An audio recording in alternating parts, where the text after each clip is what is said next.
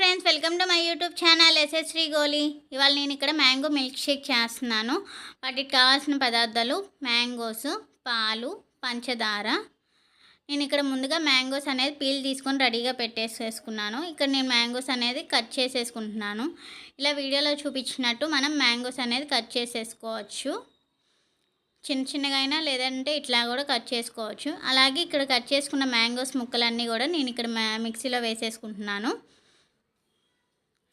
Mangoes ముక్కలన్నీ మిక్సీలో వేసేసుకున్నాను.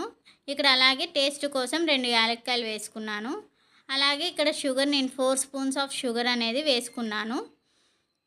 ముందుగా షుగర్ వేసేసుకొని మొత్తం మనం ముందుగా మిక్సీ వేసేసుకోవాలి. మెత్తగా మిక్సీ పట్టేసుకోవాలి.